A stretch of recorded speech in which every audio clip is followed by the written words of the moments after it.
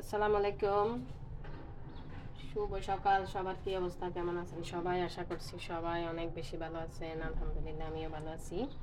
প্রতিদিনের মতো চলে আসছি আজকেও কি কি রান্না বান্না করবো এটা দেখার জন্য। আজকে রান্না করব হচ্ছে একটু বাটা মাছ বের করে নিলাম ফ্রিজ থেকে। আপনারা তো জানেন আমরা বাটা মাছ বেশি পছন্দ করি, যার কারণে মানে প্রায় সময় রান্না করা হয় বাটা মাছ।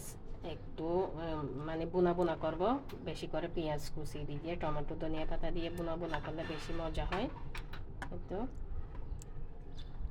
এগুলা কিন্তু সামুদ্রিক বাটা মাছ, কতগুলো আছে পজেটের, ওগুলা কিন্তু আমার কাছে মজা লাগে না। এগুলাই বেশি মজা লাগে, সামুদ্রিকগুলা একদম কাটা নাই।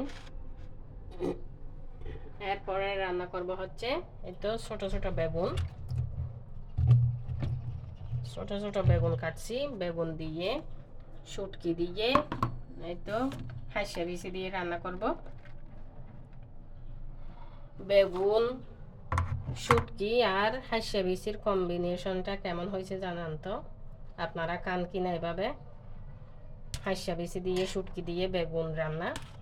কার কার পছন্দ বলে যাবেন। আমাদের তো ভীষণ পছন্দ, বিশেষ করে শীতকালে মানে হাঁসা বিচি দিয়ে যে কোনো তরকারি ভীষণ ভালো লাগে। হাঁসা বিচি কিন্তু এমনও চিংড়ি মাছ দিয়ে রান্না করা যায়, অনেক বেশি ভালো লাগে। বেগুন কাটছি একটু দেরি হয়েছে, যার কারণে একটু কালসা হয়ে গেছে, পানিতে দিই নাই, এই মাত্র পানিতে দিলাম।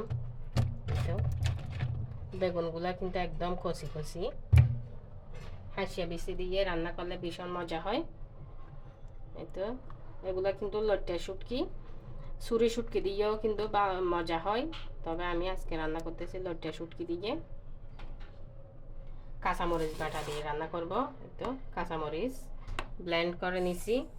কালকে তো দেখছিলেন আমার কাঁচামরিচ বাটা শেষ হয়ে গেছিলো, আজকে আজকে আবার ব্লেন্ড করে তারপর তরকারি রান্না করব।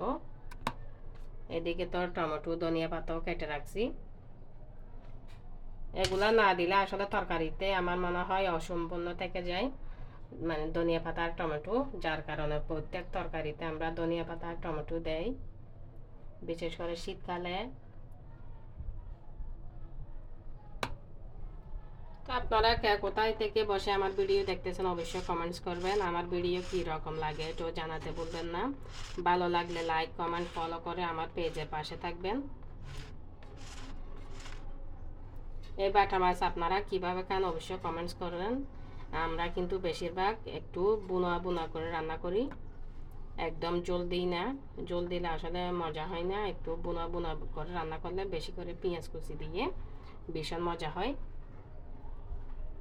তা আমার রান্না বান্না এতটুকু। আপনারা সবাই ভালো থাকবেন, সুস্থ থাকবেন। আসসালামু আলাইকুম।